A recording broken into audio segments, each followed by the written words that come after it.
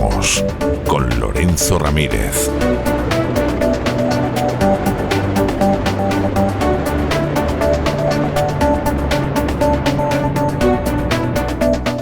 Corremos raudos y veloces hacia nuestro avión, atravesamos el umbral, nos tiramos en plancha sobre los asientos, nos abrochamos los cinturones, despegamos y nos vamos elevando por los aires hasta alcanzar nuestra altura y nuestra velocidad de crucero. A mi lado, don Lorenzo Ramírez, que tiene cara de dimisión, pero no se asusten ustedes que no es la suya, él se mantiene, lo queremos mucho. Si el crowdfunding sale adelante y hay otra nueva temporada de La Voz, es, vamos, fichaje que continúa, pero de verdad que trae cara de dimisión porque parece ser que en los últimos minutos prácticamente ha habido alguna dimisión muy importante. Muy buenas noches, don Lorenzo. Muy buenas noches, don César. No me tiente, que la verdad estoy yo detrás del año sabático desde hace mucho tiempo, pero evidentemente es imposible. No vamos a tener ningún día tranquilo, desde luego que no. Teníamos ya preparado más o menos el programa y en estos momentos estábamos llenando las botellas de agua y conectando nuestras máquinas y el secretario de organización del Partido Socialista, Santos Cerdán, pues presenta su dimisión, deja su acta de diputado tras ese informe de la UCO, de la unidad de la Guardia Civil, que decía no haber visto cuando minutos antes estaba leyéndolo en su teléfono móvil, que le relaciona no solo con el cobro de comisiones ilegales, sino también con la manipulación de aquellas famosas primarias que llevaron a Sánchez a la Secretaría General del Partido Socialista, ¿no? Santos Cerdán, que es el número 1 secretario de organización del Partido Socialista y que, bueno, tiene toda la pinta de que esto pues es un cortafuegos y el problema es que es un cortafuegos que está tan cerca del presidente, sí, con multitud de grabaciones. Bueno, desde luego que es muy difícil que se pueda llegar a un nivel más cercano del presidente del gobierno con todos esos casos de corrupción, ¿no? El olor a chamusquina Sánchez lo tiene que percibir a lo largo del día. Porque está muy cerca. El cortafuegos, si hubiera sido Ábalos, hombre, quedaba cerca, pero estaba más alejado, estaba en una situación. Era la idea principal y primigenia. Era esa la idea. Sale el informe de la UCO, sale el Falcon y en espacio aéreo sevillano se da la vuelta y regresa a Madrid. Nos lo comentaba uno de nuestros amigos que decía, habla de ellos en el Despegamos, digo, evidentemente. Hay ministros pidiendo elecciones anticipadas para agosto. Evidentemente Sánchez no quiere este escenario ni en pintura. Ni loco. Y el informe de la UCO, que bueno, es que no hemos tenido tiempo prácticamente para leerlo, pues son 400 páginas, lo tengo aquí en estos momentos. Lo voy a abrir para decirle a nuestros amigos. Son 490 páginas y lo que hemos podido ir viendo a bote pronto, pues algunas de las comisiones ilegales de las que voy a hablar luego en la parte final del programa, además enlazando con un gran reseteo especial que vamos a hacer el sábado. Y bueno, pues yo lo que destaco sobre todo es esa conversación, ¿no? Cuando le dice Santos Cerdán, le dice al compañero, le dice, mete 2 papeletas en esas primarias que ganó Sánchez en el año 2014. Le dice, cuando termine, apuntas como que han votado esos 2 que te faltan sin que te vea nadie y metes las 2 papeletas. Y esto se lo dice Cerdán, el famoso Koldo García, el 13 de julio de 2014, en plena votación. Dice, ya está. ¿No? Cuando ya había terminado de meter las 2 papeletas en aquellas elecciones primarias que ya muchos denunciamos que había sido un pucherazo, ¿no? Sí, incluso totalmente. Pusieron una cortina, un Sánchez que se había ido y que luego vuelve y de forma pues que nadie terminó de entender, pues consigue el poder en el Partido Socialista, apoyado por poderes extranjeros y también pues por unas cloacas del Estado, que como vamos a ir viendo a lo largo de hoy, sobre todo en el fin de semana en el gran reseteo, seguramente en edición doble, la semana siguiente también, pues vamos a ir dando muchos detalles, ¿no? La verdad es que hoy es uno de esos días en los que también comenzamos el programa con esa sensación de alma en vilo, porque es que, claro, en todo este contexto, esto está pasando en España, pero en el ámbito internacional, los señores de la guerra nos quieren llevar a otro enfrentamiento bélico, sí, de esos que se sabe cómo comienzan, pero no cómo terminan. Llevamos meses también en cesarvidal.tv, en el gran reseteo, hablando sobre este escenario y de cómo se podía llegar a este escenario. Está concluyendo el periodo que se dio a sí mismo Donald Trump o que dio también al régimen de los ayatolás para intentar llegar a un acuerdo con Irán, retirar sanciones a cambio de que haya pues, un consenso sobre el desarrollo del programa nuclear, que sea civil y no militar. Netanyahu está con el agua al cuello, Netanyahu está perdiendo apoyos a marchas forzadas, sale Netanyahu a pedir el ataque. el foco y la diana es verdad que no es nuevo, es el de siempre, al menos para un gobierno de Israel que sigue pues aferrado sobre todo a una estructura, a una coalición en la cual, bueno, pues hace ya mucho tiempo que las costuras se rompieron, pero claro, todos son conscientes de que si pierden la capacidad ahora de decisión no van a tener otra, por lo menos en el corto plazo, diciendo, como siempre solemos decir, que aquí Netanyahu en este sentido sería el moderado. Sí, bueno, siempre lo ha sido. Es terrible, porque claro, dice, moderado, pero vamos a ver, es que claro, quién es el moderado y quién no lo es, siempre es en relación con alguien. Es decir, Claro. Cuando Hitler en el año 34 se cepilla a Röhm y a los jefes de las SA, Claro. que eran los camisas pardas famosos, bueno, pues lo aplaudieron en toda Europa porque Hitler era el moderado. Y cuando en un momento determinado Stalin en los procesos de Moscú se lleva por delante a buena parte de la vieja guardia del Partido Comunista, incluido a Trotsky, la gente lo aplaudió en todo el mundo porque Stalin era el centrista y era el moderado. Claro, hay que recordar en relación con quién eres centrista y moderado, claro está.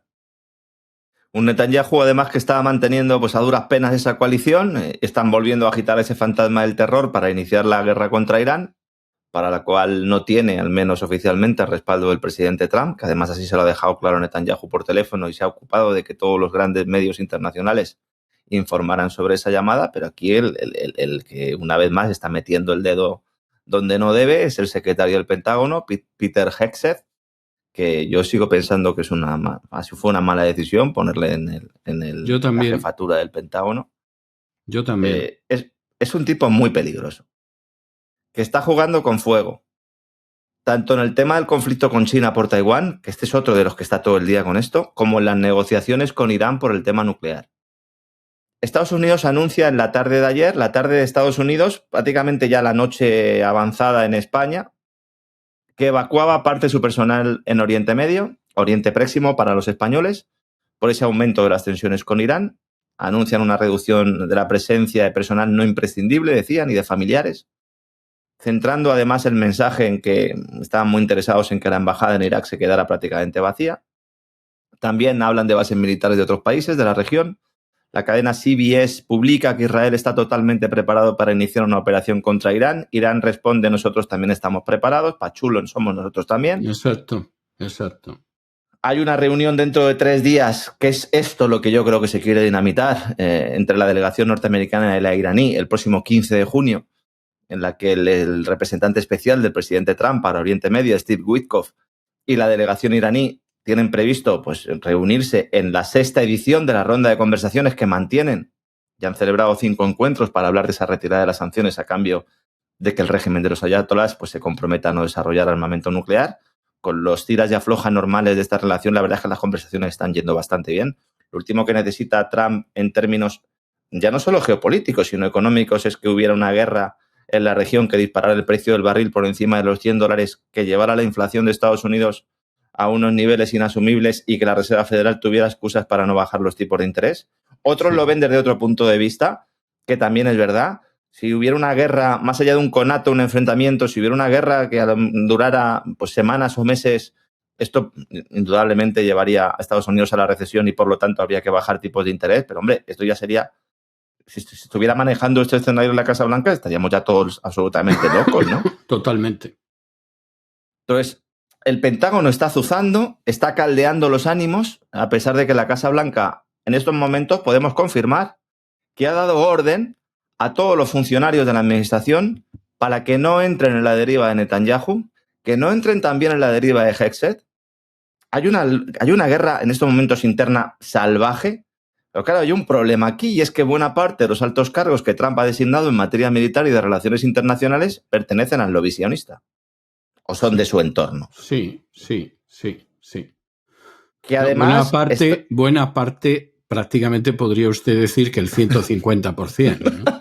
O sea, aquí no, Israel first, decían algunos, exactamente, ¿no? Sí, bien. Sí. Claro. Ahora es cuando estamos viendo el riesgo de todo esto, porque... A ver, que es verdad que hay una alianza en clave geopolítica entre Israel y Estados Unidos, lo hemos contado muchas veces en nuestra serie sobre Tierra Santa. Además, hemos ido explicando lo que le ha ido sucediendo al que ha querido salirse un poco de ese guión. pero siempre tiene que haber una cierta capacidad de maniobra y sobre todo tienes que tener la capacidad como presidente de Estados Unidos de poder manejar a los tuyos. Totalmente. Yo no digo que Trump deba manejar a Netanyahu o que le pueda frenar, pero tienes que manejar al Pentágono. Sí. Y a la CIA. Sí. Entonces, ahora mismo hay un número, bueno, pues muy importante de personal en esos altos cargos del Israel First que están muy molestos por la decisión de entregar a Arabia Saudí los ansiados aviones de combate F-35. Esto es algo que yo vengo repitiendo mucho y lo repito mucho porque nadie está hablando de ello. Netanyahu fue la única condición que le puso a Trump. Dice, mira, firma contratos de inteligencia artificial. Llega a acuerdos para mantener el dólar como divisa reserva usando el petróleo de los árabes. Lo que quieras, lo que quieras. Podemos discutir incluso el reparto de Siria como lo hacemos. Y del gas y del petróleo sirio también, pero no le den los F-35 a los saudíes. Vuelve Trump y le da los F-35 a los saudíes. Entonces, esto es una pata más de esa guerra interna que mantiene el presidente de Estados Unidos con los halcones que él mismo ha metido en su casa. Sí, sí. Pero la pregunta es, ¿podía no haberlos metido? Porque claro, hay una obligación ahí por relaciones de poder que son al final los que te permiten ocupar el despacho Oval otra vez, ¿no? Esto es lo que yo entiendo que hay mucha gente que no termina de asumir. Dice, bueno, pero entonces, ¿qué me estás diciendo? ¿Que al presidente de Estados Unidos lo ponen? Hombre, pues yo creo que eso no hay ninguna duda, ¿no? Bueno, votamos. Le permiten, ¿no? Votamos, Le permiten. votamos, pero bueno, sí, no, como Santo Cerdán, ¿no? Sí, no te queda muy claro de lo que votamos, cómo salimos. Puedes elegir, ¿no?, entre pescado y carne. Sí. Oh, pero si te apetece un plato de macarrones, pues te aguantas. Te aguantas. Steve y además, Witkoff, el pescado y la carne está hecho de tal manera que el pescado casi siempre sabe como la carne. O sea Esto le pasa a mi hijo en el colegio que dice, he comido nuggets de pollo y a lo mejor se suponía que había comido bacalao. Sí. Pero claro, aquello ya lo rebozan y no hay manera de saber lo que hay dentro, ¿no? Sí, es así. Steve Witkoff, no Witkoff vamos a engañar. Es uno de los que mejor conoce lo que está pasando porque es uno de los que más amigos tienen en lo visionista de la AIPAC, en la nueva administración. Y si uno se fija en las declaraciones que hace, y bueno, y que de hecho es a él a quien le están metiendo el palo en la rueda, él mismo se está dando cuenta, dice, ojo, que no sé, vamos al suelo que vienen los nuestros, ¿no? Todos a tierra que vienen los nuestros. Es así. Junto con un consejero de Seguridad Nacional que se llama Mike Wolf, que antes de las elecciones pedía al gobierno de Biden ir a la guerra contra Irán. Entonces, ambos, y Hegseth también, son conscientes de que Trump quiere pactar con Rusia un nuevo statu quo en el que Putin pueda ejercer de intermediario y en el que en Oriente Medio no haya una agresión. De hecho, a Irán le han presentado el modelo de Siria como, mirad, entregad Siria y se acaba aquí el follón. Ese es el pacto. Sí. Y Estados Unidos, a través de Trump, les ha dicho tanto a Putin como al régimen de los ayatolás, tranquilos que esto lo manejo yo. Dmitry Peskov dijo que se ha ofrecido a Rusia ser intermediario. ¿Y en qué materias actuaría como intermediario? En lo referente a ese programa nuclear iraní, que es el anatema recurrente desde hace décadas, y también con el compromiso de controlar los diferentes grupos que atentan contra intereses occidentales y proisraelíes, como los hutíes del Yemen, atacados recientemente en aquella operación impulsada por Estados Unidos a través de ese chat en el que estaba Peter Hegseth, en el que estaban Scott Bessent y compañía, y que es una operación realmente ejecutada por los británicos. Sí, totalmente. Con aviones británicos. Entonces, hasta ahora, la postura de Trump con respecto a Irán ha sido contradictoria. Es verdad que, por un lado, ha insistido mucho en la política de máxima presión, pero luego en sus hechos, en sus actos, él ha mostrado que quiere llegar a un acuerdo con Irán. Porque es lo que les ha prometido a Putin y al régimen de los ayatolás también. Dice, oye, mira, que yo... Sí. ¿eh? Que yo no he venido aquí a liarla, todo lo contrario. Digo, vamos a intentar que no haya guerras, dejar a Netanyahu que saque el gas de Gaza, a ver si acaba rápido lo de Gaza. Hoy le ha dicho en la llamada de teléfono, oye, esto me lo tienes que acabar ya. O sea, haz lo que quieras, extermina a quien quieras, pero termina pronto. termina pronto. Era lo mismo que le decía Biden. O sea, mata a quien quieras, pero acaba ya de una vez, porque no podemos estar empantanados en esto, pero indefinidamente. Y porque además el propio lobby sionista en Estados Unidos, mientras que exista ese conflicto ahí, mientras que exista esa presión, lo utilizan para presionar a la Casa Blanca. Por eso hay tanto incentivo en que haya una guerra permanente. Si hay algunos amigos que nos están viendo ahora que no son suscriptores premium del canal y que están ahora mismo pues seguramente alucinando con lo que estamos contando, tenemos varios programas en el Gran Reseteo explicando con todo lujo de detalles lo que ha ido ocurriendo en los últimos meses. El último programa creo que fue mediados de marzo, contando cómo se podría presentar este escenario, ¿no? Y también hemos explicado que los propios juegos de guerra del Pentágono, esas simulaciones que hacen continuamente para ver realmente si tienen capacidad, en esos juegos de guerra, siempre cuando enfrentan a Irán con Estados Unidos en una guerra convencional de las de hoy en día, no de las de hace 30 años, ellos ven que no tienen ninguna posibilidad de ganarla, o al menos de que no se extienda mucho a lo largo del tiempo. Es decir, Irán no es Siria. No. Ni es Irak tampoco, ¿eh? Ni es Irak. Y mira que Irak no salió bien, ¿eh? Hombre, y mire que les costó Irak, y de hecho todavía están recogiendo, ¿no?, lo sembrado en aquel momento. Entonces, ante la posibilidad, y ayer había determinadas redes sociales, cuidado con las cuentas de geopolítica de redes sociales, que además dan como informaciones titulares de periódicos norteamericanos en tiempo real y la están dando, manipulándolas y de forma falsa, porque yo ayer además, prácticamente, después de cenar, estuve 2 o 3 horas analizando todo lo que estaba apareciendo y es increíble la cantidad de cuentas que hay desinformando en todas las líneas sobre elementos que son fácilmente comprobables, como si un periódico ha publicado un titular o no en ese mismo momento. Totalmente, totalmente. Ante eso, la Casa Blanca, ¿qué ha hecho? Insisto, decirle a todo el mundo, no, oiga, Trump ha llamado a Netanyahu y le ha dicho que no. CNN, la cadena CNN, para los amigos, informó el mes pasado que Israel se estaba preparando para un posible ataque a las instalaciones nucleares de Irán. Y esta noticia ayer fue difundida otra vez por estas cuentas, como digo, de redes sociales, manipulando el titular para incluir también a Estados Unidos. Es decir, decían, Estados Unidos e Israel se están preparando para atacar las instalaciones nucleares de Irán. Fíjense qué diferencia. Fíjense qué diferencia. Todo esto se produce en un momento complicado para el régimen de los ayatolás, sobre todo en materia económica, debido al permanente bloqueo occidental que se ha ido agudizando durante la guerra ucraniana por el apoyo militar que ha otorgado Irán a Rusia, sobre todo en materia de drones. Entonces, hasta hace 3 meses aproximadamente, el ministro de Economía y Finanzas,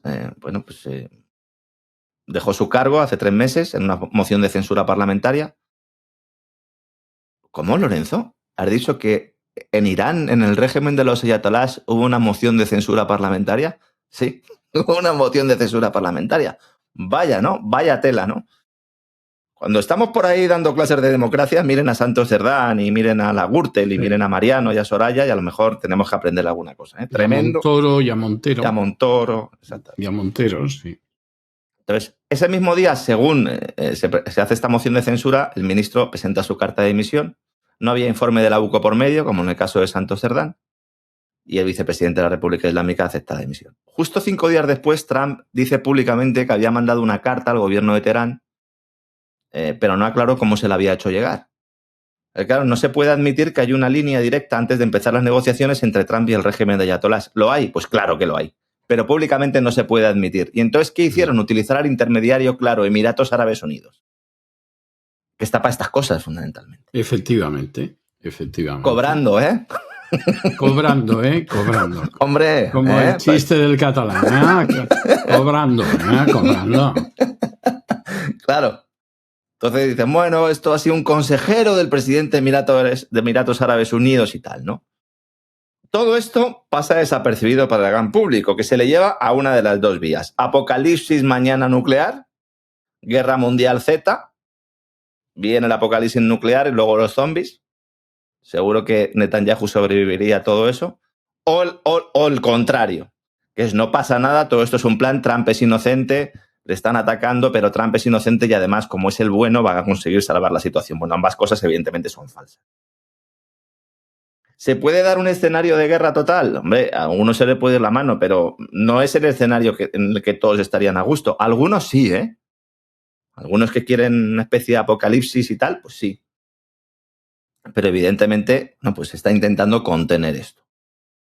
Yo sigo teniendo mis dudas sobre el papel de Trump en todo esto. Lo llevo diciendo toda la semana anterior, lo he hablado con muchos amigos, además que analistas importantes que me llaman y me preguntan. Tiene que hacer un gesto Trump claro que denote que no está en el ajo. Y ello implica plantearse el futuro de Pete Hegseth, plantearse el futuro de John Ratcliffe en la CIA y plantearse el futuro pues, de determinados elementos que están a su alrededor y que o bien le están ocultando información o bien están tomando decisiones diciendo que van de parte del presidente sin que vaya de parte del presidente. El presidente no puede estar continuamente apagando los fuegos que le haga su administración. No puede, porque esto es un desgaste y al final va a cometer un error grave. Lo va a cometer. Parece como si se estuvieran vengando muchos de lo que no pudieron hacer en el primer mandato, ¿no? Porque en el primer mandato fue lo de Soleimani y poco más. Ahora sí que se están gustando, ¿eh? Imagínate un atentado ahora mismo contra un objetivo iraní en un país OTAN. Bueno, lo que están, dale que te pego, y que yo cada vez que lo oigo me dan sudores, es que los iraníes pueden estar preparando el asesinato de Donald Trump. Sí, había ayer de hecho, ha habido yo no sé si los yihadistas esto, no sé, tienen algún tipo de agenda, porque actúan siempre justo cuando conviene. Estoy buscando en mis redes sociales, que ayer publicaba precisamente además uno de los... Aquí está. Eso, hace 20 horas, pues no sé, estamos grabando ahora son las 4:30, y yo decía, PSYOP en marcha. La noticia era, el líder de Al-Qaeda, dice, oiga, ¿qué líder de Al-Qaeda, no? El nuevo. Dice, ordena a los 4,5 millones de musulmanes en Estados Unidos vengarse sin pedir permiso. Vale. Venganza, venganza.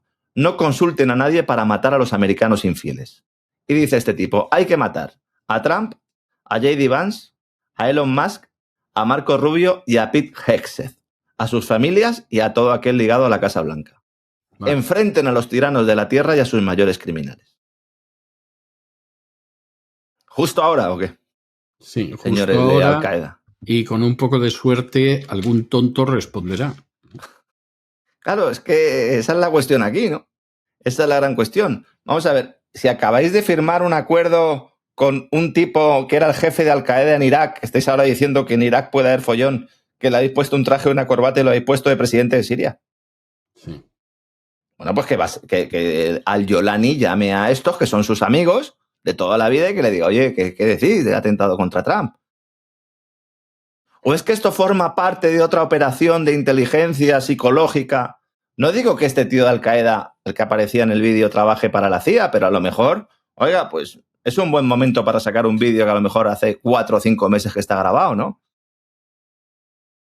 Da la sensación, cuidado. ¿verdad? Claro, es que no puede ser todo a la vez. No puede ser todo a la vez. La verdad es que, insisto, lo del día de hoy, yo, perdónenme si me ven un poco alterado, pero es que con las últimas 20 horas de información es que son absolutamente alucinantes en todos los rincones del globo. Luego vamos a entrar en España. Luego, claro, estamos preparando el programa y lo que ha sucedido con el avión en la India, bueno, pues accidente aéreo, gran catástrofe. Estaba despegando de un aeropuerto de la India con rumbo a Londres, un Boeing 787 Dreamliner. Yo he viajado en uno de estos aviones. Es un modelo que presentó la compañía norteamericana como su gran apuesta industrial. De hecho, Air Europa, la rescatada Air Europa, compró varios de estos aviones y vuelve a estar en el ojo del huracán por este accidente que le ha costado la vida. Todavía no hay cifras oficiales, pero vamos, iban más de 200 personas en el avión y por lo que están diciendo en estos momentos los medios indios, parece que no habría supervivientes. Ojalá se pudiera salvar a alguien. Pero en este tipo de accidentes, afortunadamente, no son muy frecuentes, pero cuando se produce, pues la verdad es que fallecen prácticamente todos. La aeronave se estrelló en una zona residencial 5 minutos después de despegar y, según informa la propia prensa india, pues el vuelo llevaba una carga excesiva de combustible para el largo vuelo, lo que agravó la explosión y el incendio posteriores al accidente. No es que se pasaran llenando el depósito, es que como era un largo vuelo, pues evidentemente si luego hay un accidente y sobre todo nada más despegar, no había dado tiempo a que ese combustible se quemara pues en el propio trayecto del avión y al final pues se ha quemado en el siniestro, ¿no? absoluta catástrofe. Pero claro, se vuelve a reabrir la polémica sobre la seguridad de los sistemas de las aeronaves de Boeing. Sí. Es que esto no es nuevo, ¿eh? No, en absoluto. Es que hay una sensación de déjà vu en todo lo que está usted escribiendo, don Lorenzo, que en cualquier momento atacan las Torres Gemelas. Bueno, a alguno a lo mejor le gustaría, ¿no? Para tener una excusa para poder ir a esa guerra. En este caso sería contra Irán, ¿no? Porque ya han acabado con todos los demás, con los de la lista que le enseñaron al general Clark, Wesley Clark. Solo queda Irán, ¿no? Vamos a ver. Boeing, estamos hablando de la gran enseña de aerolíneas norteamericanas que además ha estado incluso en medio de la guerra comercial cuando los chinos decían, bueno, pues ahora ya no te compro Boeing. Y entonces se enfadaron los americanos y al final, bueno, venga, sí te los compro, ¿no? Bien. O sea, el Boeing ha tenido que sentarse en el banquillo y de hecho el pasado año se declaró culpable de conspiración para cometer fraude. Después de que las autoridades en Estados Unidos descubrieran que la empresa había incumplido un acuerdo que pretendía reformar aeronaves, aviones, tras 2 accidentes fatales, en concreto de los modelos 737 MAX, en los que murieron 346 pasajeros y tripulantes. Entonces llegaron a un acuerdo para reformar pues, todos sus procedimientos de calidad, etcétera, etcétera, y no lo hicieron. Llegan a un acuerdo con las autoridades para pagar también a las víctimas unas indemnizaciones. Las víctimas dicen que, evidentemente, esto es un enjuague. Y luego, poco después, las autoridades norteamericanas ordenaron revisar con carácter inmediato 900 unidades de 787 Dreamliners, como el que acaba de tener el accidente. No está mal, ¿eh? No está mal.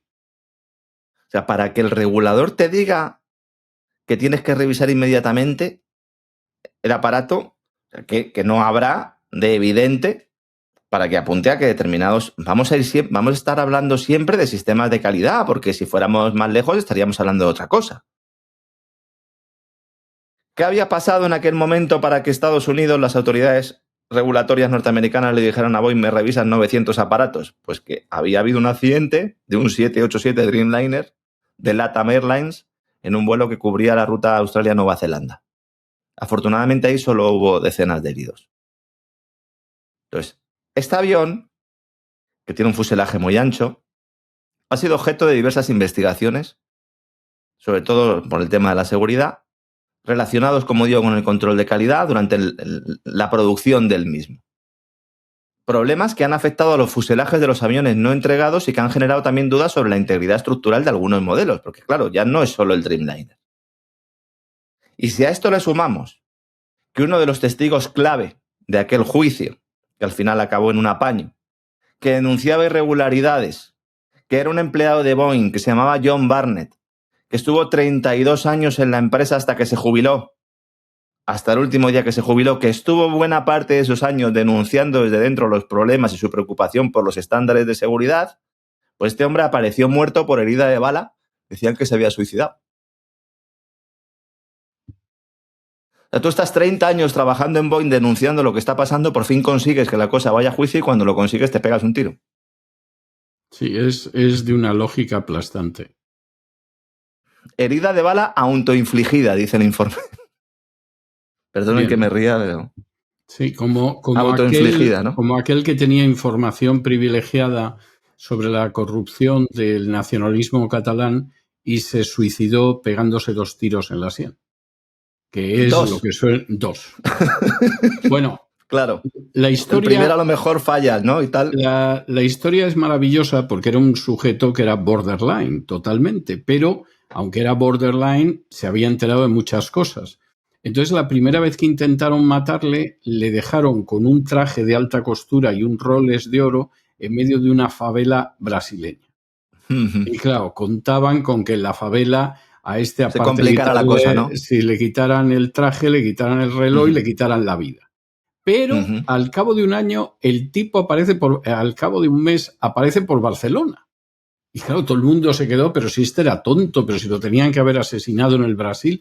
Pero se ve que los delincuentes brasileños se compadecieron de él y decidieron no matarlo y ayudarlo a volver a Cataluña. Y entonces en Cataluña ya el pobre se ve que se desesperó y se pegó 2 tiros en la cabeza.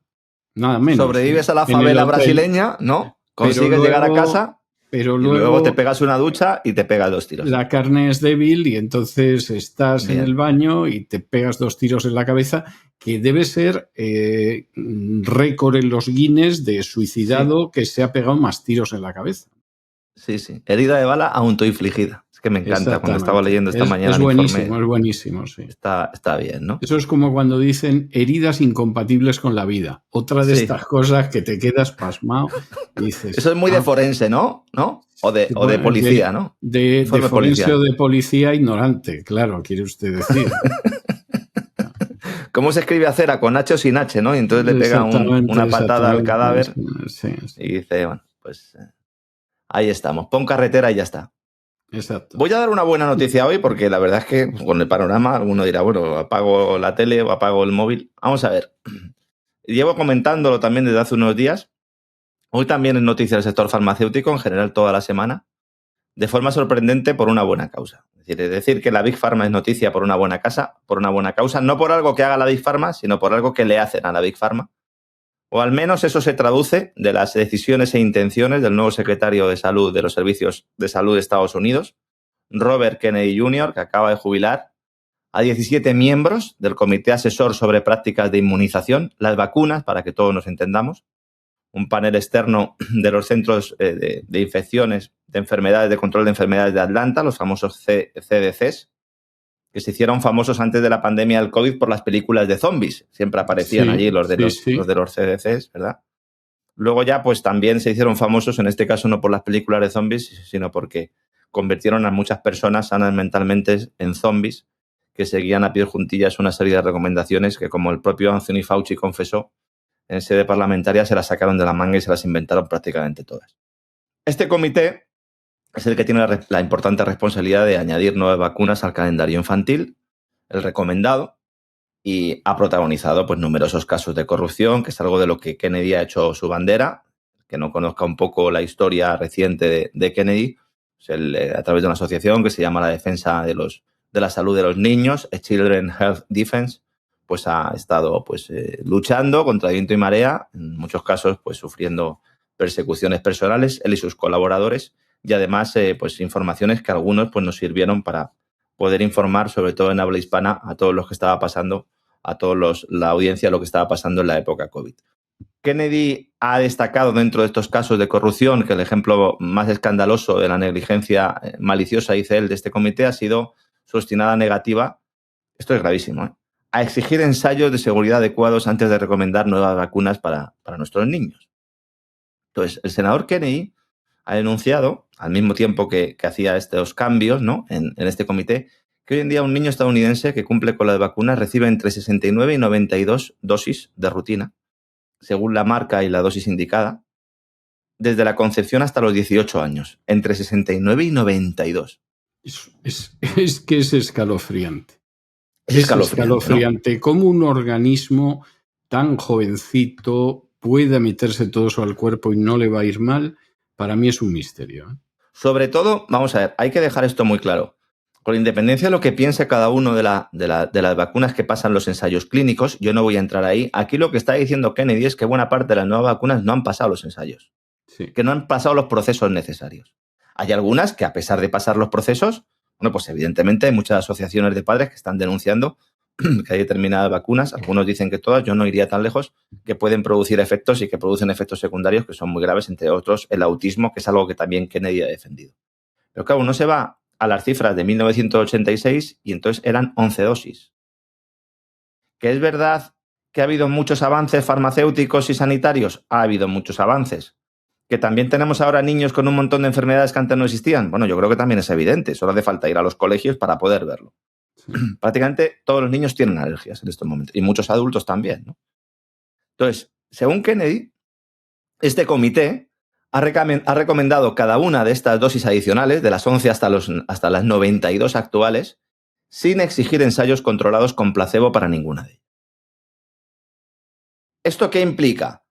Pues que nadie puede determinar científicamente si estos productos están evitando más problemas de los que causan. Sí.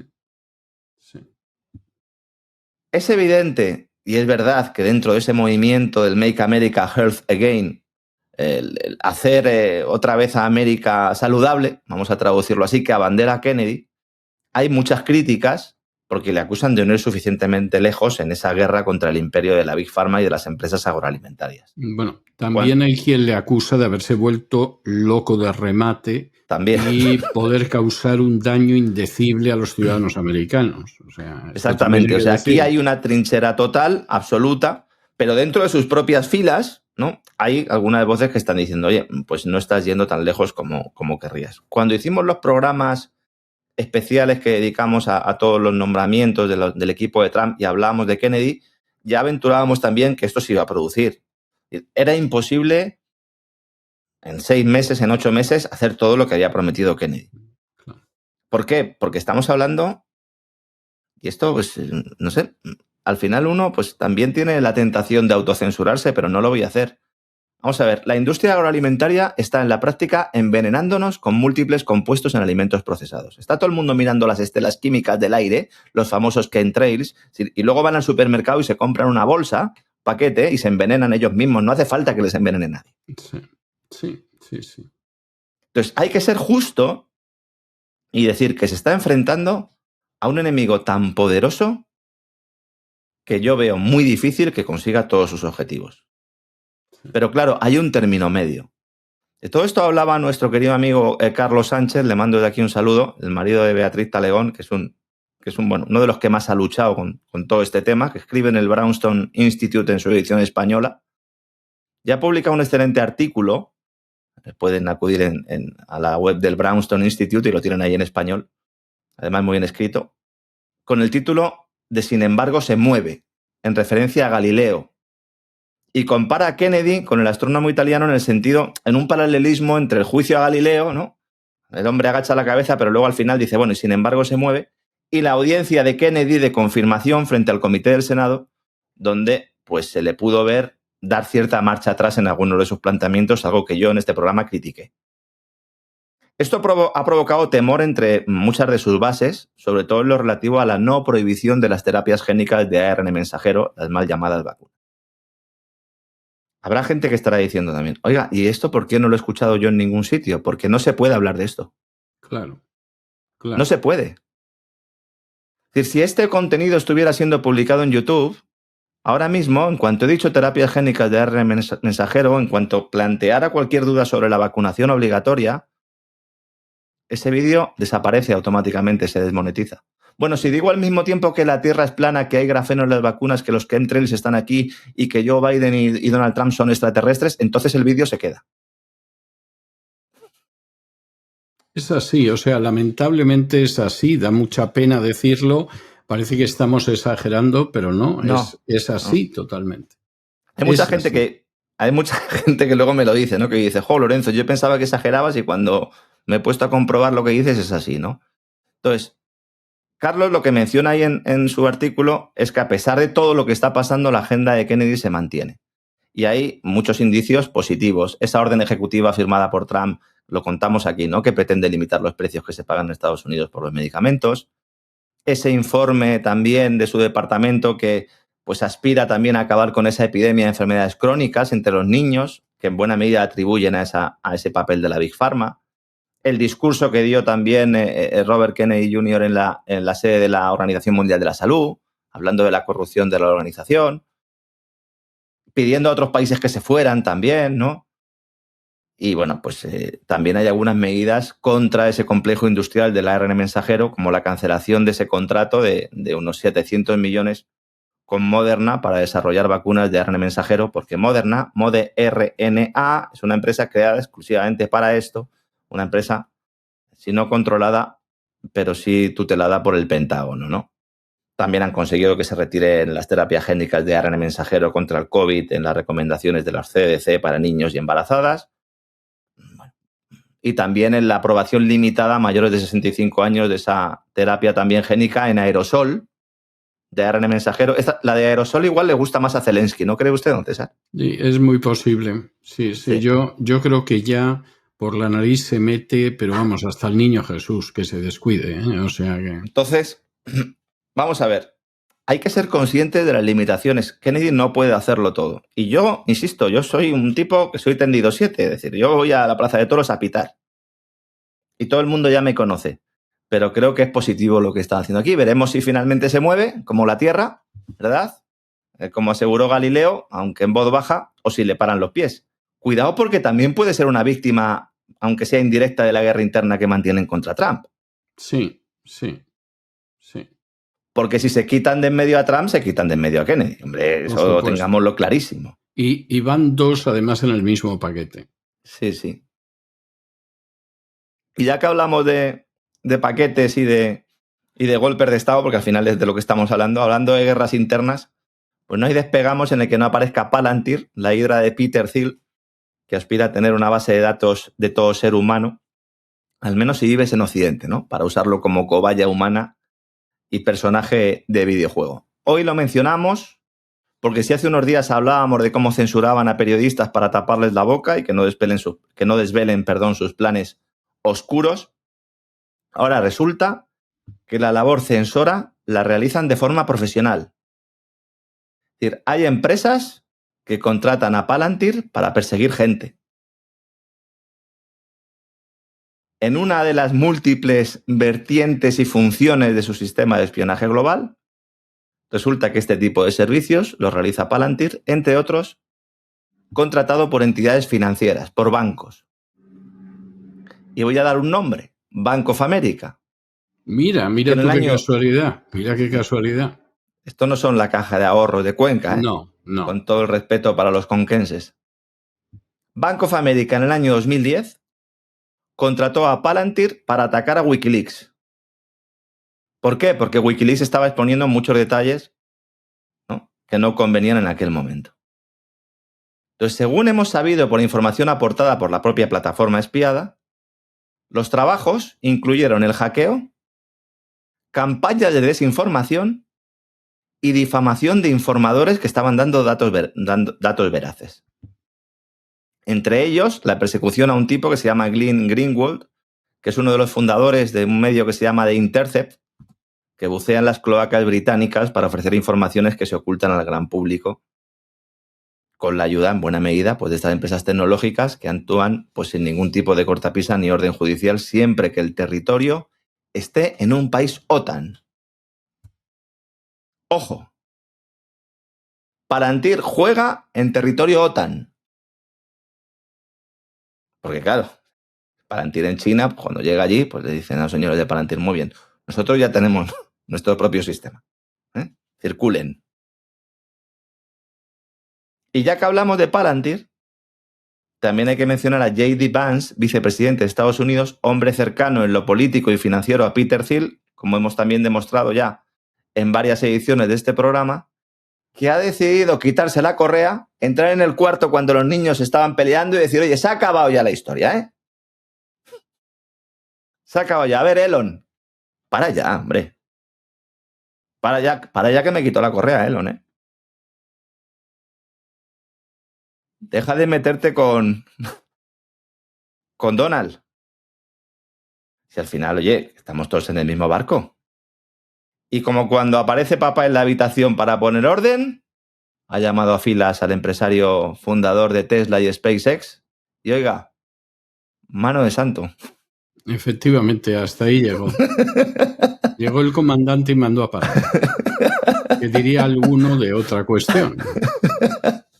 Así que más rápidamente, no te preocupes, amigo, ha publicado un mensaje en la red social, en X, antes Twitter, ha pedido disculpas a Trump por haberse pasado de la raya y ya está. Es decir, que Vance, que es la marioneta de Peter Thiel, ha intervenido, ha llamado al orden al chico díscolo, que ha conseguido el chico díscolo una cosa. Musk ha logrado que las acciones de Tesla suban, también es verdad que con el porrazo que se habían pegado antes, ayudado también por el acuerdo comercial entre Estados Unidos y China, que le ha venido de miedo también a Elon, y al mismo tiempo, pues, tanto Elon como Peter, pues ya tienen todos acceso a los datos de los ciudadanos para sacar tajada económica, política, y bueno, pues si hay algún banco a lo mejor que necesite perseguir a alguien, bueno, pues ahí están también esas bases de datos, ¿no? Pagando, eso sí, pagando. Pagando. Claro. Y nada que mirar, ¿eh? Circulen. Y vamos con España, ¿no? Circulen, hablar de España y circulen. Fíjese que antes de que saliera el informe de la UCO, hice a modo de juego, ¿no? Un poco también por divertimento, en precisamente la red social de Elon, que es el único sitio donde estoy yo, pues hice una encuesta.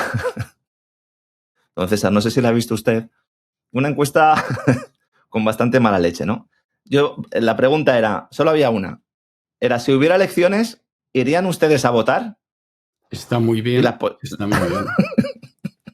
Dice, ¿es tendencioso, un poco tendencioso? No, es muy tendencioso. Y entonces, las posibles respuestas eran, no, son un fraude. ¿Vale? Esta era la primera respuesta.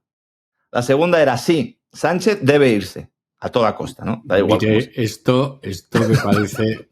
A ver, dígame las otras, porque vamos, esto...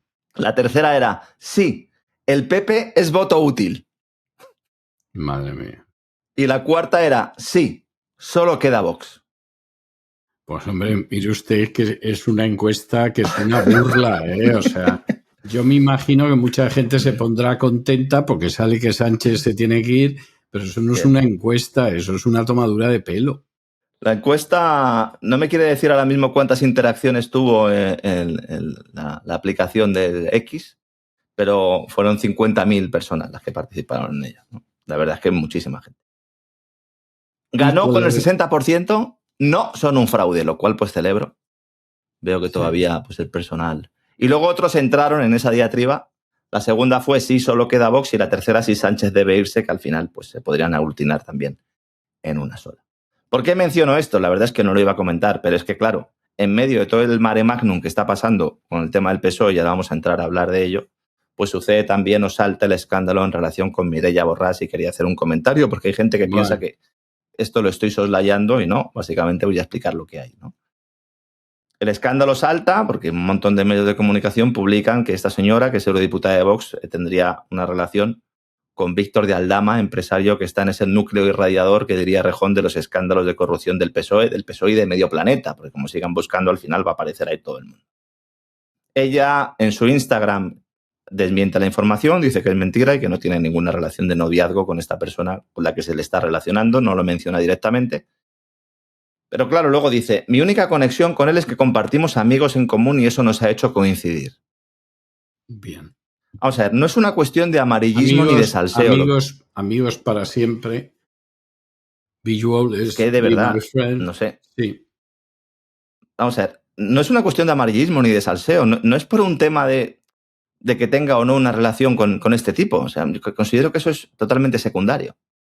Aquí, de lo que se trata es de saber qué tipo de conexiones tienen determinados personajes a los que se nos presenta como enemigos que luchan en distintas trincheras políticas y que resulta que luego se van de fiesta juntos a Ibiza. Sí. Que se van de tiendas, de cenas o lo que surja. Esta señora, que logró que la incluyeran en las listas de Vox para ser eurodiputada, antes había ido en las listas de las elecciones generales del año 2019, fue elegida, estuvo desempeñando el cargo. Entre medias se produce un episodio que en la formación de Abascal nadie quiere comentar. Hay un conflicto con un diputado encargado de las listas. Sí. Al final ella protesta, no llega a presentar ninguna denuncia por el conflicto. La incluyen en las listas.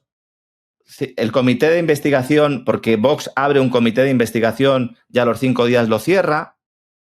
Al final va en las listas y logra pues ese cargo de eurodiputada. Entonces, ahora, en medio de la cloaca del PSOE, aparecen estas imágenes de ella con Aldama. No lo ha podido negar porque es que aparecen las imágenes, que aparecen chiringuitos comprando con él en el barco y todo. Sí, sí, y además se les ve en una relación muy natural. Yo no voy a decir que fueran novios, pero no, vamos, amigos, pueden ser amigos. Enemigos pueden ser amigos, pero desde luego enemigos no son. No, enemigos no son. Insisto, que a mí me da igual que tenga una relación sentimental con él o no, pero bueno, que tienen una buena relación. Vamos a ver, ¿en qué cabeza cabe con la que está cayendo que te vayas a Ibiza con Aldama cuando, no sé, es que la sensación de impunidad que tienen que tener estos tipos, oiga, que hoy en día todo el mundo tiene un móvil, sí. Que todo el mundo sabe quiénes sois, Que Aldama salió hasta en el programa de Iker Jiménez. Que Mireia Borràs la conocen porque está de muy buen ver y en Vox siempre ha sido el pibón de Vox y todo el mundo sabe quién es. Sí, sí. No lo digo yo lo del pibón de Vox, ¿eh? Ojo, a ver si alguno también se va a enfadar. Entonces, oiga, este hombre en mayo, con la que está cayendo, se va allí, en todo lo alto, unos días de descanso, imputado en el caso Koldo por su vinculación con esas presuntas comisiones ilegales en contratos públicos durante la pandemia, precisamente, en el caso hidrocarburos, se va con un grupo de amigos y allí está ella también. Entonces yo en estos casos siempre digo lo mismo. La mujer del César no solo tiene que ser fiel, sino parecerlo. Sí. Que eres amiga de Aldama por la razón que sea, que yo no lo sé, de hace muchos años, porque os habéis cruzado, porque a lo mejor este tipo, no sé, tomando cervezas es un hacha y te lo pasas genial con él. Sabe jugar al ajedrez estupendamente. Pues perfecto, si yo ahí no entro. Pero muchacha, ten un poco de cabeza, ¿a dónde vas? Yéndote ahí de asueto. Y además no sé, que estamos en mayo, yo no sé, o sea, no tenéis suficientes vacaciones, que tenéis que ir ahora. Y Y además ya que estamos con el... Aldama, que es un personaje Claro. tocadísimo, porque Claro, era aparentemente el perejil de todas las salsas, ¿no? claro. Entonces dices, ¿ahí está pasando algo raro? Pues sí. Es verdad que Rubalcaba y Zaplana, siempre lo he contado, porque además lo he vivido yo en primera línea, como luego, después de salir del Congreso, se iban juntos, incluso en algunas ocasiones pues han compartido también días de asueto en las vacaciones. Pues bueno, pero entonces no nos vendan películas, sobre todo porque si hubiera una relación en política de debate relativamente sano, donde la gente se tire los trastos a la cabeza, pero sea con cierto criterio y se haga con cabeza, y haya puñaladas traperas, pero pocas, o por lo menos que no se vean, pues vale. Pero en este contexto de trinchera, que nos están además marcando ellos la trinchera y nos emplazan a nosotros a irnos a la trinchera para que nos peguemos nosotros y nos tiremos piedras y luego vosotros os vais de chiringuitos. Hombre. Y ya que estamos con el tema de la corrupción, insisto, no se puede acabar sin comentar todas estas últimas horas con ese informe de la UCO, famoso, que ha acabado, pues no sé si con la carrera, pero por lo menos pues sí ha acabado descabalgando el secretario de organización del PSOE, a Santos Cerdán. El Tribunal Supremo, de momento, considera que los indicios no son suficientes para imputarlo por organización criminal y cohecho. Porque, ojo, o sea, aquí lo que estamos hablando, o sea, lo que se está debatiendo es poder calificar al Partido Socialista de organización criminal. Es que, cuidado, ¿eh? En ese informe de la UCO, que como digo, todavía no he podido ver entero, me he centrado un poco en el ámbito económico, ya que estamos aquí en el Despegamos y, como digo, vamos a ir en el gran reseteo hablando de algunas cositas más. Pero se implica a este hombre, que es secretario de organización del PSOE, vuelvo a decirlo, en la trama de comisiones a constructoras, en concreto, o sea, varias empresas entre las cuales destaca la familia... Cohechos, sobornos, sí, o sea... exactamente, sí. El paquete, el pack completo. Sí. Y una de las empresas protagonistas es la empresa de los entrecanales, Acciona, una de las empresas que además, a raíz de todo el cuento verde, pues ha ido creciendo y ha ido subiendo enteros y además estos consiguen contratos con todo el mundo. Si está el PSOE, mejor, pero consiguen contratos con todo el mundo. Y aquí, en el informe de la UCO, pues se habla del pago de supuestas mordidas directamente a él, a cambio de obra pública. Así consta en las conversaciones intervenidas entre Koldo García, el exministro José Luis Ábalos y el propio Cerdán. Es decir, no son otros los que están hablando de las mordidas acusándole a él, está él en las conversaciones.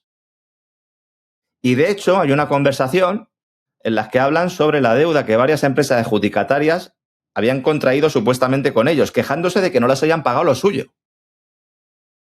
Oye, estos les hemos dado las obras y tal, ¿y dónde está nuestra pasta? Exactamente. Que nos deben más de 400.000 euros estos. Hay más empresas además de Acciona, hay otras en el auto que se llama Obra Pública y Regadíos, y Levantina Ingeniería y Construcción. Sabemos que Ábalos en la zona de Levante pues es donde tenía ahí su fortaleza. Entonces, hay una conversación grabada y que figura transcrita en el informe remitido el pasado 5 de junio por la UCO al Tribunal Supremo, que está en poder del Tribunal Supremo. Esto no es una cosa que haya salido en un periódico, sino que está en los tribunales. Hay Santos, Cerdán, Ábalos y Koldo.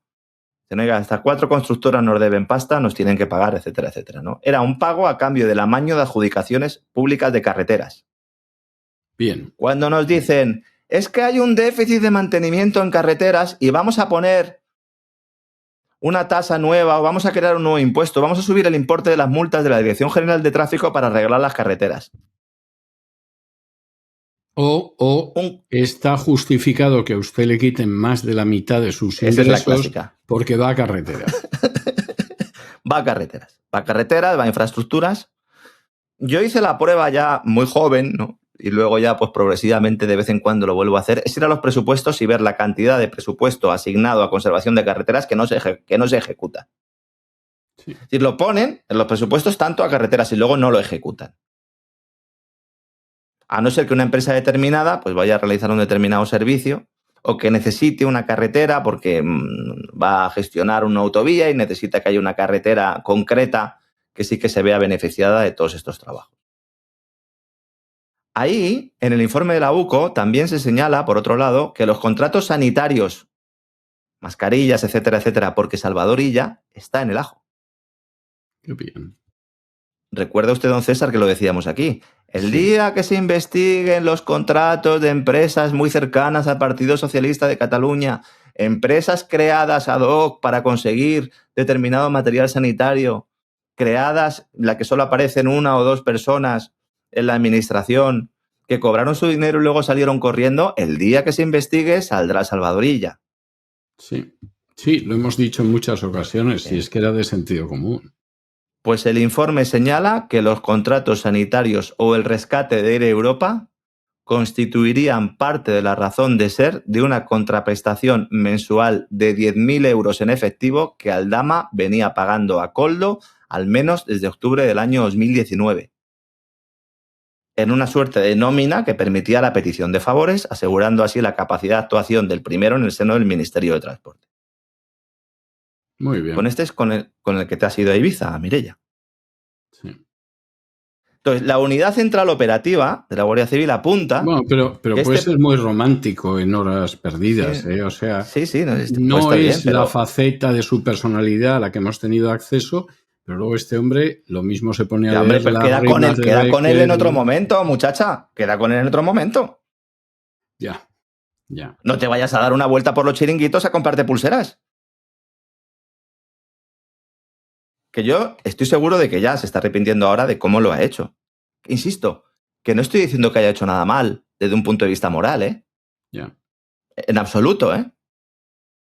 Pero, hombre, hay que tener un poco de cabeza. Bueno, yo creo Entonces- que ella no pensaba que la iban a descubrir, ¿eh? Se lo digo sinceramente. Hombre, yo creo- supongo, porque si no, entonces ya estaríamos todos locos. Yo creo que ella pensaba que podían ir y salir y venir y que no la iban a descubrir. Que el personaje no era tan importante como para tener paparazzis cerca. Yo insisto, una vez que sales en el programa Horizonte ya, yo creo que ya te ve toda España. Sobre todo porque, a ver, el programa de Iker, y lo estoy mencionando expresamente, es un programa que todo el mundo sabe que yo he ido en alguna ocasión, es un programa que normalmente pues no te cuadraría que apareciera Aldama. Entonces, si ha ido Aldama ahí, ha tenido pues un predicamento o ha aparecido públicamente para un público que tradicionalmente pues a lo mejor podía no conocerle, aunque todo el mundo que ponga la televisión sabe quién es este tipo, ¿no? Yo la verdad la pongo poco y por lo tanto laboralmente pues sí sé quién es, pero por temas laborales. Con estos 10.000 pavos, Aldama conseguía tener acceso directamente a Ábalos. Esto lo dice el informe de la UCO, ¿eh? Una UCO que han querido desprestigiar precisamente conocedores del informe que iba a salir, ¿no? Ahora, como digo, vamos a ver, hablar...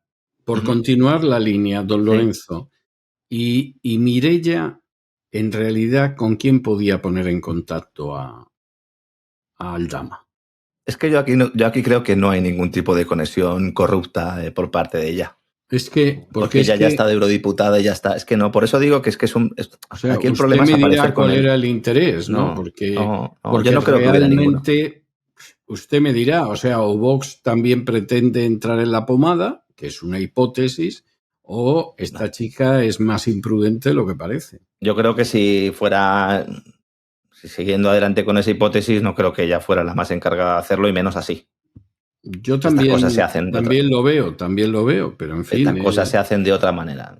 Bueno, insisto, es que cuando tienes amistades peligrosas y estás en política y además estás en un partido que está haciendo de la bandera de la lucha contra la corrupción, ¿no?, su principal elemento, o uno de sus principales elementos, pues no puede estar con el que le está esto no pagando queda 10.000 bien, pavos ¿no? a un tío para verse con el ministro. Es que no puede ser. Cuando además lo sabíamos todo el mundo. Sí. Porque esto no es que haya salido hoy y ya está, ¿no? Vamos a hablar, como digo, el sábado y seguramente el siguiente en el Gran Reseteo. Si no están suscritos a la suscripción premium, suscríbanse porque vamos a contar muchas cosas de las saunas del presidente. Porque todo empezó en la sauna Adán, con un joven Pedro Sánchez y una joven Begoña Gómez. Menuda historia, señores, que vamos a relatar, ¿no? Y terminamos hoy ya con un tema que no podía eludir, lo de Gibraltar. Es decir, también lo de Gibraltar. Bueno. Vamos a ver. Lo ha presentado el ministro de Exteriores español, este afrancesado con gusto por los suelos ajedrezados, que está feliz entregando territorios y poderes a todo el mundo que no sea español. A este le das un RISC y te lo funde en 10 minutos. Pero lo gordo del asunto es que esto pasa apenas unas horas después de que la Comisión Europea coja a Gibraltar y te la saque de la lista de países donde se blanquea dinero. Claro. De hecho, había un representante de la Comisión Europea ahí, el enviado para Gibraltar, que estaba todo contento y dice, casi no llegamos a tiempo, ¿eh? Menos mal que lo sacamos ayer de la lista, ¿eh? Metiéndose la camisa por dentro, el faldón, ¿no? Casi no llegamos a tiempo, ¿eh? Sí, qué bien. Qué bien. Las cosas de Palacio van despacio, ¿eh? Sí, pero además en un sitio como Gibraltar, donde se da la circunstancia de que hay más sociedades que habitantes. Claro, si los habitantes, los que van a trabajar, los españoles que van a trabajar a Gibraltar no se pueden quedar a dormir, se tienen que volver. Pero si tienes una sociedad, sí te puedes quedar. Es que es tremendo. Es tremendo. Es tremendo. Y entonces dice, bueno, pues nada, nos hacemos la foto aquí todos con la bandera detrás de la Unión Europea, además coincide con el aniversario y tal, y traicionas al pueblo que en teoría representas y encima te pones una medalla. José Manuel Álvarez pacta con Bruselas y con Londres. Pues un acuerdo que evidentemente, bueno, Starmer estaba todo contento, ha salido y dice, vamos a ver, esto a nosotros nos viene de miedo, no afecta a la soberanía británica sobre el Peñón. Vamos a poder hacer lo que nos dé la gana en las aguas territoriales españolas. Eliminan los retrasos en la frontera que muy ocasionalmente aplicaba la Policía Nacional Española, muy ocasionalmente. Blinda la base militar. Ahorra unos 100 millones de libras esterlinas que costaría a los contribuyentes británicos. Y si encima van a pagar esto, dice Starmer, esto es perfecto. Además abrimos también, ya, ni verja ni nada, a ver si podemos llevarnos todos los camiones que podamos de arena y le vamos quitando así también territorio, ¿no?, a otras zonas. Y allí estaba Fabián Picardo, el ministro de la colonia, miembro de la Internacional Socialista que preside Sánchez, diciendo, bueno, es que esta es la consecuencia de lo que hizo Moratinos. Es que Moratinos, cuando era ministro de Exteriores de Zapatero, metió en las negociaciones al gobierno local. Esto no ha sucedido en ningún proceso de este tipo. En ninguno se mete al gobierno local. Por cierto, Moratinos, desde el año 2019, alto comisionado de la Alianza de Civilizaciones. En un puesto de estos acabará Sánchez seguro. Claro. Sí, a Sánchez hay que darle algo más importante porque él es más importante que Moratinos. Pero tampoco le van a poder dar algo que sea más importante. No le van a dar la OTAN, no le van a dar el ser canciller de la Unión Europea porque está a callacalas. Entonces es que ha ido cubriendo los puestos un elenco de personajes a cual más siniestro que, claro, Pedro Sánchez, auténticas alternativas para marcharse no se perciben. Cuando sacaron la lista de la lista Gibraltar por el tema fiscal, ¿no? Dicen, bueno, no es un paraíso fiscal, allí no se lava dinero, allí todo está estupendamente. Dice, ¿y por qué está lleno de bancos absolutamente? Dice, bueno, es una cosa secundaria, circule, ¿no? Estaba prácticamente preparando el programa, sale la noticia del acuerdo y entonces me voy corriendo a las redes sociales de María Jesús Montero, la ministra de Hacienda, pensando yo, fíjese todavía qué bisoñez la mía, ¿no? A pesar de todo, digo, hombre, esto no lo puede aplaudir María Jesús Montero. Bueno, pues la ha aplaudido. Claro. Los habitantes de la colonia pueden penetrar en España sin ningún tipo de vigilancia ni de control, lo cual, bueno, pues con una vigilancia y un control adecuado, esto podría servir a Hacienda para conocer su residencia fiscal y, bueno, pues no sé, que pagaran algunos impuestos. Pues María Jesús Montero, muy contenta, dice que está muy feliz. Al final, Hacienda somos todos, pero como siempre decimos, uno es más que otro, ¿no? Pues efectivamente, esto es así. Una cesión más Pero claro, Sánchez dirá, Marruecos me está comiendo la tostada en buena medida porque yo estoy haciendo que me coma la tostada, van a poner una base militar de la OTAN en el Sáhara Occidental, en Dakhla. Bueno, pues ahora el tema de Gibraltar lo tenemos que desbloquear del todo y miren, con la que está cayendo, con la que me están dando por todos los sitios, pues tirar para adelante con todo lo que haga falta. Y este es el mayor riesgo que hay, y con esto termino el despegamos de hoy. Ahora mismo, Sánchez puede aprobar cualquier cosa, puede sacar adelante cualquier elemento en la agenda que se va a perder entre todo este río, entre todo este mare magnum de corruptelas de todo tipo. Totalmente. Así que cuidado, permanezcan atentos a sus pantallas, a las pantallas de la aplicación de La Voz de cesavidal.tv, porque las otras ya saben que al final les dan gato por liebre. Así es.